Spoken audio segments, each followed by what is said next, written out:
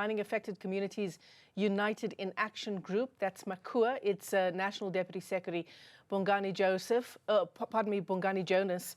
Bongani, thanks for your time this morning. I want to just begin with some clarity around how many families are impacted by what's happening at Sporong informal settlement. The information we have is 300.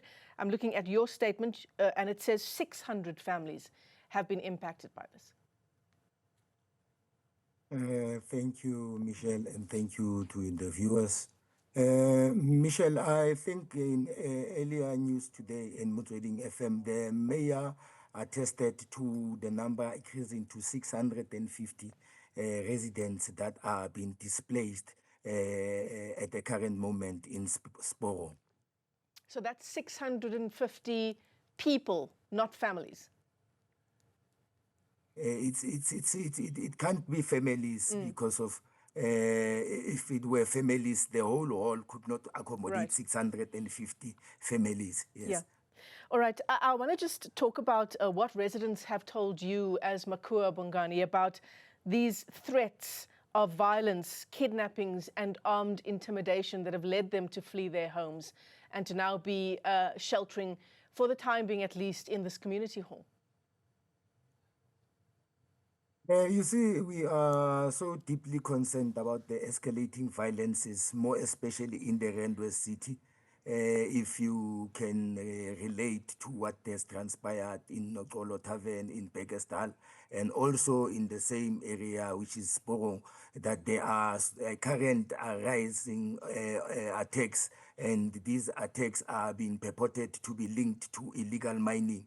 And yet the issue here, it's our concern, it's when the SAPS combat artisanal mining, they usually refer to artisanal mining to these ground workers, people who are on the ground, and they do not go to these big crime syndicates, they do not go to these buyers. So hence we are currently facing an issue in these communities through illegal mining. And we also need to ensure that we change the narrative because of the term Zama Zama on its own. It's forcibly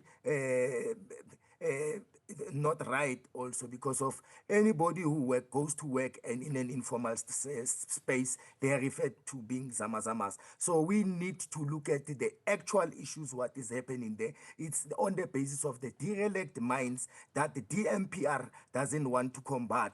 You see, I saw lastly in Stelfontein when DMPR went through to Stelfontein and ensure that they combat crime, safeguarding the interest of mining company. But in this aspect, DMPR need to ensure that they enforce legislation. They need to ensure that these mining companies are safely closing up this mining shaft because of these derelict mines we have such activities in our communities.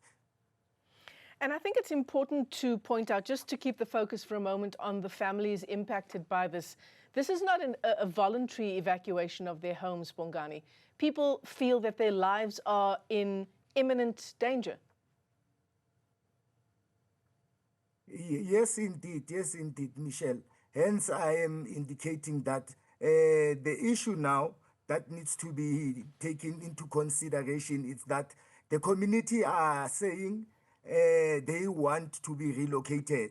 And indeed, if some of these communities have applied to be beneficiaries of a human settlement, let it be so. But what we are not expecting is for the Premier to just go into that community just to raise the hopes high whilst the communities are still distressed and displaced at the current moment.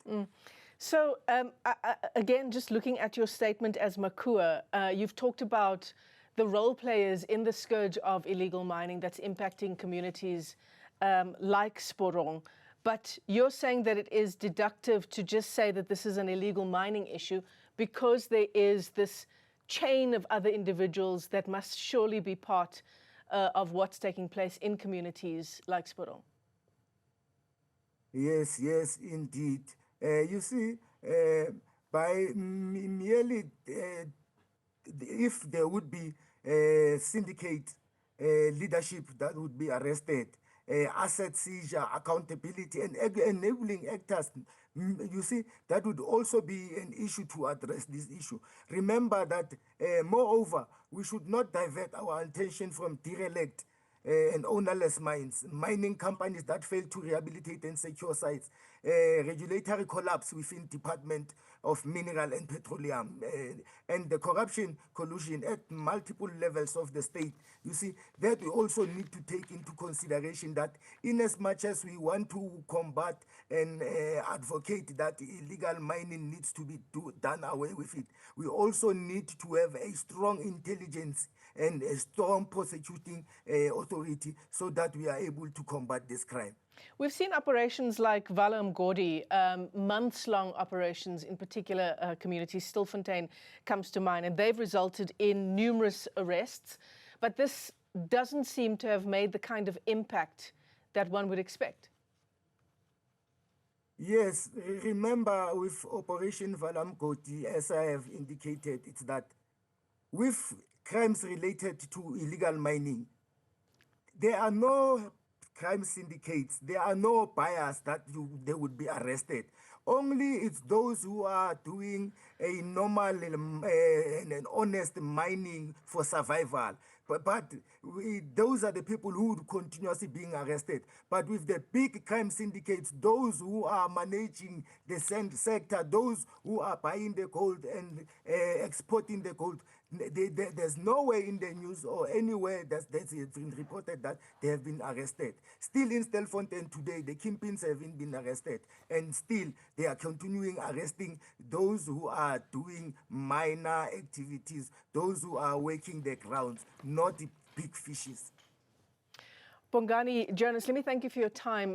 He is part of MACUA, that's the Mining Affected Communities